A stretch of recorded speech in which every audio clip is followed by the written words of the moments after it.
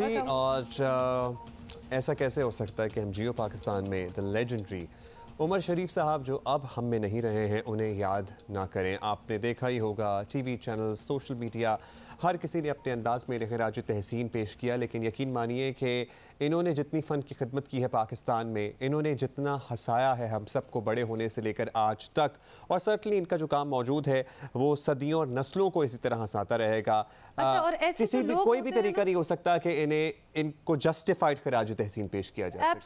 और एक और चीज़, क्योंकि ऐसे जो लोग होते हैं वो इतनी खुशी और इतना मज़ा बांट चुके होते हैं कि उनको जो ट्रिब्यूट दिया जाता है उसमें भी हम चाहते हैं कि हम स्माइल करें, क्योंकि यही वो भी चाहते होंगे। उनका हमेशा यही मकसद रहा है, बेशक वो फंड रेजिंग कर रहे हो, अपने शोज कर रहे हो, फिल्मों में जो उन्होंने अदाकारी भी की है, जिस प्लेटफॉर्म पे भी हो, होस्टिंग कर रहे हो, एनीथिंग एंड एवरीथिंग, उनका मकसद ये होता था कि लोगों के चेहरों पे एक स्माइल हो, एक खुशी हो, वो कुछ खुश हो के अपनी टेंशन्स रिलीज करके जाए। तो कॉमेडी के बेताज बादशाह उमर शरीफ इंतकाल कर गए और उनके साथ साथ मज़ा निगारी का एक और बाब भी बंद हो गया। खबर आपको पता ही अचानक ही आई। एवरीबडी वाज होपिंग कि वो रोब सेहत होंगे, अमेरिका पहुंच जाएंगे, लेकिन जर्मनी में ही उनका इंतकाल हो गया। पाकिस्तान और भारत समेत दुनिया भर में करोड़ों चाहने वालों को अफसरदा कर गए हैं और मरहूम की नमाज जनाजा जर्मनी में आज बाद नमाज ज़ोहर अदा की जाएगी। मद्दाह मुंतज़र हैं, उमर शरीफ की मैयत वतन वापस लाई जाएगी। और ये जो टाइम पीरियड था ना इनकी बीमारी और ख़बर आने का, बड़ा शॉर्ट टाइम पीरियड था एक्चुअली। बेशक, बिल्कुल आप सही कह रहे हैं। 1.5 माह पहले खबर आई थी, बीमार हो गए और उनकी इतनी फिर हालत बिगड़ गई कि इस स्टेज तक फिर वो पहुंच। अफजल नदीम डोगर साहब हमारे साथ हैं। डोगर साहब, बहुत सी बातें अब की जा सकती हैं इस पर, लेकिन एक तो सिंध हुकूमत ने उमर शरीफ साहब को ऑनर करने के लिए भी कुछ अहकामात का उन्होंने कुछ अनाउंसमेंट किए। क्या बिफिटिंग, सबसे बेस्ट तरीका क्या हो सकता है कि हमारे इस पाए के एक फनकार को जो बहुत ही जल्दी, मैं तो कहूँगी बिफोर टाइम चले गए, इनको किस तरह ऑनर किया जा सकता है? देखिए, ऑनर तो हर तरह से हो ही रही है, मैं समझता हूँ, और पूरी दुनिया में यानी लोग जो है वो उनका वो कर रहे हैं। हुकूमत पाकिस्तान की जानब से भी इकदाम किए गए। डॉक्टर तारिक शहाब हैं, अदाकारा रीमा के शौहर, उन्होंने बहुत एफर्ट्स की इसके लिए, और यहाँ हुकूमत सिंध ने जो है वो अपने तौर पर जो काम किया, सबसे बड़ी बात थी उनके लिए एयर एम्बुलेंस का अरेंजमेंट किया गया, जैसा कि हम उनको यहाँ से अमेरिका ले जाने के लिए। लेकिन ये सब कुछ तो हुआ, लेकिन एक मिस मैनेजमेंट जो मैंने इस तमाम उसमें डे 1 से लेकर उनकी डेथ तक और आज तक मैं मॉनिटरिंग कर रहा हूँ, उसमें मैंने एक मिस मैनेजमेंट बहुत देखी। क्या आपने मिस मैनेजमेंट देखी? बहुत सी इस बारे में चमगोइयाँ भी हैं, बातें भी रही हैं, खासतौर पे एयर एम्बुलेंस लेट पहुंची, नहीं थी। जी, हुमा अब्दुल्ला, बेसिकली ये जब एयर एम्बुलेंस हायर की गई थी 20 तारीख को इनकी पेमेंट हुई थी। कनाडा की एक कंपनी थी ऑन कॉल इंटरनेशनल को, उन्होंने ये टास्क दिया, आगे जर्मन एयर एम्बुलेंस कंपनी थी उनको रेंट ए जेट के नाम से, उन्होंने जो आपस की कन्वर्सेशन से 5 दिन का टाइम दिया था कि एयर एम्बुलेंस यहाँ 5 दिन में पहुँचेगी। देखें, पैसे दे देना वो नहीं होता, पैसे देने के बाद आपको हुकूमत सिंध को परसू करना चाहिए था। भाई, एक पेशेंट की तबीयत बहुत ख़राब है, उसको इंतहाई एमरजेंसी, एक चार्टर्ड प्लान क्यों लिया जा रहा है? इस वजह से कि उसको फौरी तौर पर शिफ्ट किया जाए, तो इन्होंने परसू नहीं किया उसको। बहरहाल 5 दिन का टाइम दिया, 5 दिन के बाद एयर एम्बुलेंस यहाँ नहीं पहुँची। उसकी फैमिली और उनके जो दोस्त अहबाब हैं वो बड़ी इस पर रंजीदा हैं इस बात के ऊपर कि अगर ऐसा इकदाम कर लिया जाता तो मकसद एम्बुलेंस नहीं पहुँची, उसके बाद 26 को भी पहुँच जाती तो मैं समझता हूँ वो ठीक था, क्योंकि इस 5 दिन के दौरान उमर शरीफ की सेहत बहुत अच्छी रही। एयर एम्बुलेंस पहुँचती है 27 तारीख को। 27 तारीख को उस वक्त तक डायलिसिस के दौरान उनकी हालत बिगड़ गई। फिर एक और सदमा उसकी फैमिली को बर्दाश्त करना पड़ा कि एयर एम्बुलेंस ने कहा कि जी, डॉक्टरों ने कहा कि 48 दिन तक वो ठीक नहीं हो सकते, 48 दिन के बाद ही ट्रैवल करने के काबिल होंगे। मगर एयर एम्बुलेंस के अमले ने कहा कि नहीं, हमने 24 घंटे इंतजार करना है, आपका पेशेंट ठीक हो नहीं हो, वरना हम चले जाएंगे और वापस नहीं आएंगे, और उसके बाद आपको दोबारा अगर कॉल करना होगा एम्बुलेंस को तो आपको नए सिरे से फिर 1,68,000 की पेमेंट जो है दोबारा, डॉलर की पेमेंट दोबारा करनी पड़ेगी, यानी 2,85,00,000 रुपए की पेमेंट दोबारा करनी पड़ेगी। लिहाजा इमरजेंसी में फिर उनको एयर एम्बुलेंस में डाला गया और उनको ठीक कर दिया, ठीक हो गए थे वो अल्हम्दुलिल्लाह। लेकिन यहाँ से रवानगी के बाद उनकी फैमिली को, उनकी मिसेस को बताया गया कि इस तैयारे में नुक्स है, अब आप सोचें कि जिसमें उनका शौहर ट्रैवल कर रहा है, वो खुद ट्रैवल कर रही है, उनको बताया कि इसमें नुक्स है, लिहाजा हम वहां पर तैयारा रोकेंगे और उसके बाद अल्टरनेट तैयारा अरेंज करेंगे। यानी कि उन्होंने वैसे पहले तो खबरें थी ना कि उनकी तबीयत बिगड़ गई इसलिए जर्मनी लैंड करना पड़ा, ऐसा कुछ नहीं है, तैयारे में नुक्स था इसलिए उनको लैंड करना पड़ा और अस्पताल में रहना पड़ा जर्मनी में, अदरवाइज वो डायरेक्ट ही जाते फिर अमेरिका सर्टनली।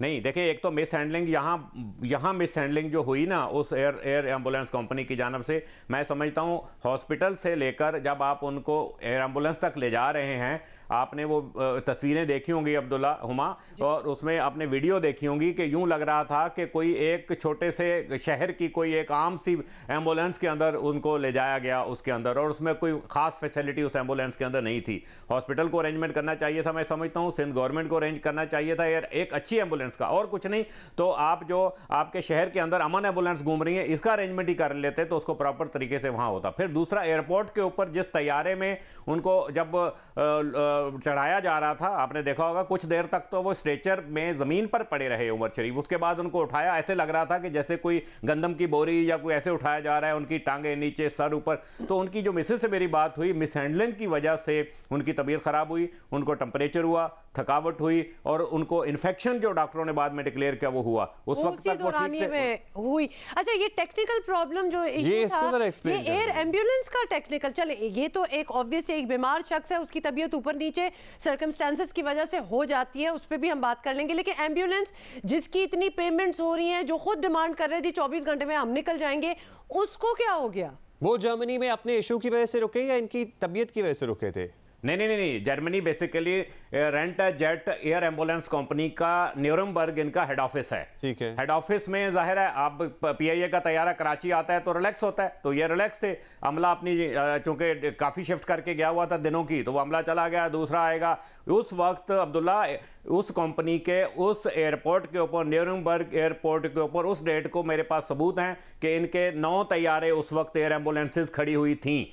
अगर इस तैयारे में फॉल्ट था तो दूसरे तैयारे में रवाना इनको कर सकते थे, नहीं, और उनको थकावट और हल्के टेम्परेचर का करके हॉस्पिटल में डाल दिया, और उसके बाद 3 दिन तक उनकी तबीयत बहुत ठीक रही।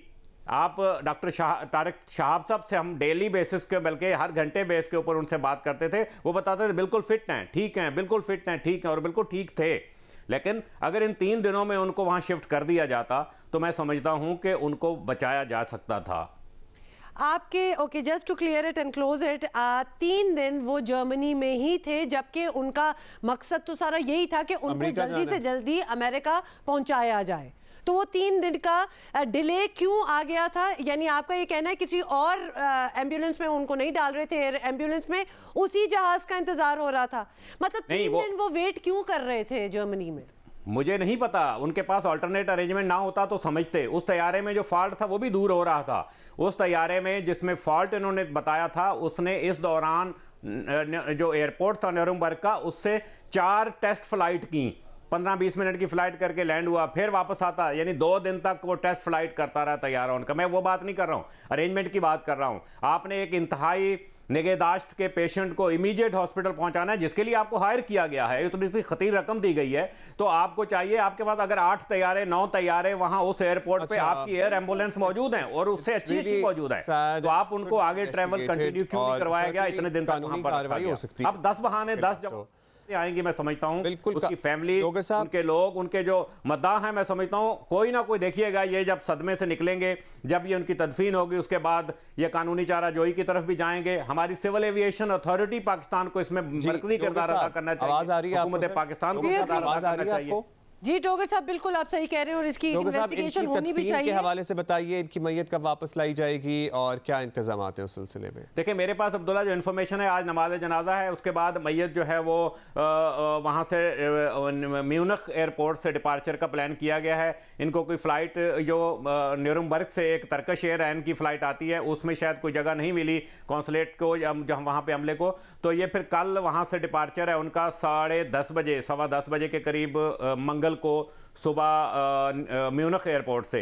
तो वो फ्लाइट बुध की सुबह 3 साढ़े 3 बजे कराची पहुंचेगी, जो मुझे अब तक शेड्यूल मिला है, लेकिन इसमें चेंज हो सकता है, अभी हतमी नहीं है। जो हमारा सफारत खाना है, जो कौंसलेट हैं, कौंसल जनरल हैं जाहिद हुसैन, उनसे मेरी बात हुई, उन्होंने ये तफसीलात बताई थी, लेकिन उन्होंने बताया कि ये हतमी नहीं है, क्योंकि आज मैयत किस वक्त मिलती है, किस वक्त वहाँ से ये लोग म्यूनिख के लिए निकलेंगे, किस वक्त फिर होगा, ये अगला शेड्यूल है। लेकिन अमूमन जो एस्टिमेट है वो बुध की सुबह 3 बजे के करीब यहाँ मैयत पहुँचेगी। ठीक, बुध की सुबह 3 बजे के करीब यहाँ मैयत पहुँचेगी। उसके बाद ज़ाहिर है पाकिस्तान में इनकी तदफीन और नमाज। बहुत शुक्रिया डॉक्टर साहब फॉर द अपडेट्स। और एक तो पहले ही गम ऑब्वियसली हमारे इतने बड़े स्टार, हमारे legend, I would say living legend थे वो हमारे लिए। और फिर जाते जाते भी इस किस्म की जब बातें हो रही हों कि जहाँ नेग्लिजेंस एम्बुलेंस की भी हो सकती है, इतनी दूर उनको ले जाना पड़ा, बीच में इतने डिलेज हो गए, तो फिर वो दिल बड़ा इसमें और भी ज़्यादा उदास हो सकता है कि अगर थोड़ा सा भी चांस था कि things could have been done in a better way, या फिर अर्लियर आल्सो। मेरा ख्याल है कि थोड़ा सा डिले भी हो, फुटिंग ही हो रही होती है ना, उस टाइम बहुत ही क्रिटिकल हो चुका होता है इंसान। लेकिन अब तो ना बीमार तो ये थे, ये सारी चीज़ें महीना पहले भी तो हो ही जा सकती थी ना। हम क्यों एक एंड तक, नहज तक पहुंचाते हैं और फिर याद आता है कि चलो इनको बार भी ले जाया जाए। मिस हैंडलिंग हुई है, मिस मैनेजमेंट है, इस पे तहकीकात होनी चाहिए, कानूनी कार्रवाई हो सकती है, सू किया जा सकता है प्रॉब्ली, अगर किसी के पास ऑप्शंस हैं,